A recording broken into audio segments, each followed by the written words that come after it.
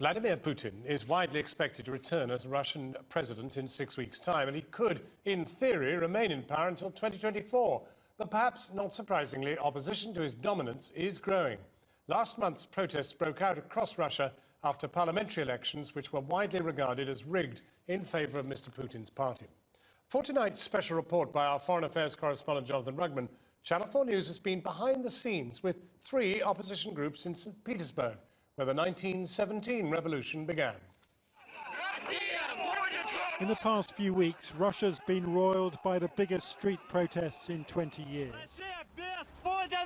For most of that time, this vast country has been run by Vladimir Putin, a former KGB spy, who now stands accused of rigging last month's elections to stay in power even longer. Videos emerged of votes stuffed into boxes long before the polls even opened.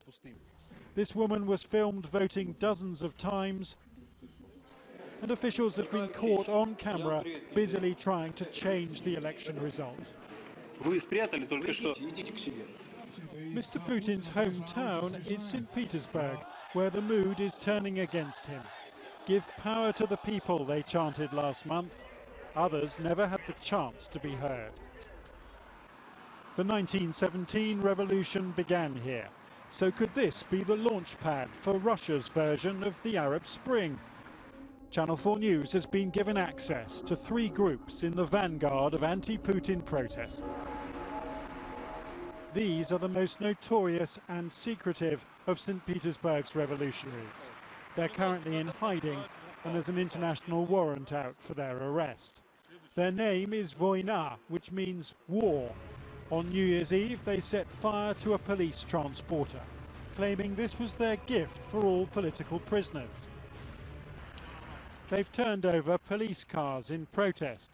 The aim here, they say, is to create works of art which humiliate the authorities and inspire dissent.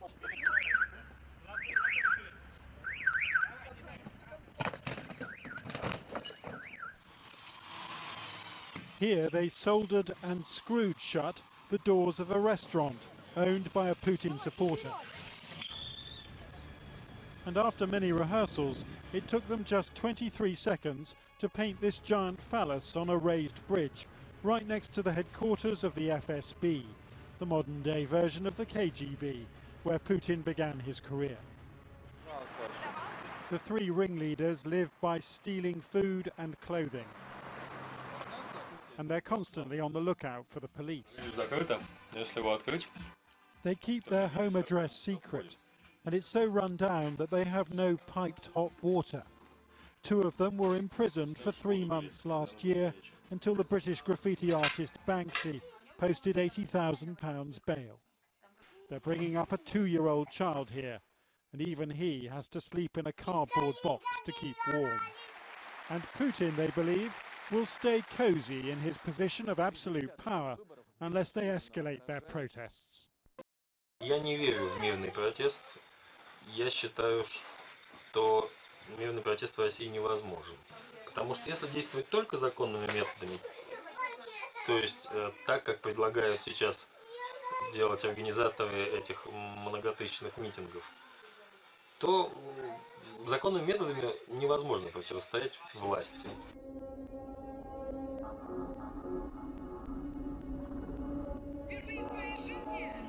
Andrei Dmitriev is trying to protest legally in Russia's second city. He's a Bolshevik revolutionary, an admirer of Joseph Stalin, and he wants to return Russia to a Soviet-style economy. Andrei and his fellow Bolsheviks meet in this cafe every month. They've campaigned against capitalism for years, and they're now riding the wave of Vladimir Putin's growing unpopularity for all it's worth.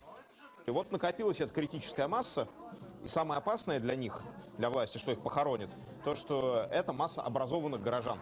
Режим будет ликвидирован этот, и возникнет совершенно другая политическая ситуация в стране. Andrei's flat in the suburbs has been raided by police, who've ordered him not to leave the city. His party has been banned, and he faces 3 years in jail if found guilty of promoting extremism.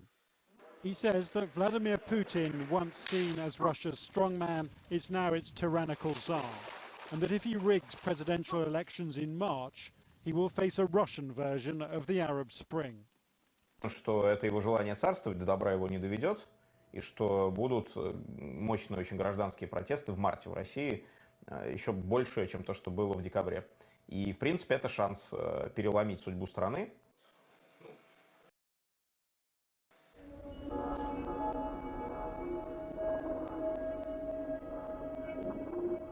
Filip Kostenko describes himself as an anarchist. And he's been on hunger strike for the past 15 days in a police cell. Last month he was arrested at this demonstration against election fraud. It was non-violent, but illegal nevertheless. Even hapless photographers were whisked away by police, and Philippe was detained for 15 days. Today that sentence supposedly ends, but instead of freeing him, police have taken him back to court. A fortnight on hunger strike has disorientated him, and he hasn't been told what the latest charge against him is.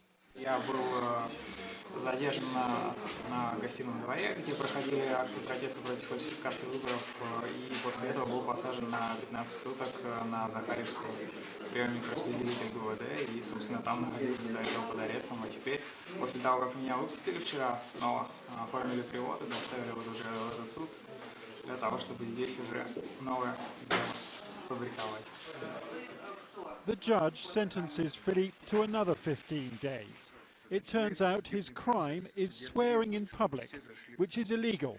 But Philippe's friends say this is often used as a pretext for jailing critics of Vladimir Putin's rule. Часто принято, если человека нужно просто закрыть, а ничего против него нет, то ему пишут, что он ругался матом и размахивал руками. Вот именно по этой чепухе закрывают огромное количество людей. 15 days for swearing may be revenge for this. Last year, activists occupied the Aurora, the cruiser which fired the first shots of the Russian Revolution and one of the Soviet Union's holiest relics. They unfurled the Jolly Roger from the mast and claimed that crooks had taken over Russia. And while Philippe wasn't on board, he was certainly there. Today is the beginning of a revolution and we will be victorious, he said on local TV, before fights broke out as police dragged demonstrators away. So what unites these Russian revolutionaries? Well, it's not really a belief in Western-style democracy, more a burning desire for change. For the very first time, Vladimir Putin seems vulnerable, and they know it. In St Petersburg, you get no sense of an Arab Spring-like momentum forcing Putin from power. Not yet. But 2012 could be his enemy's year.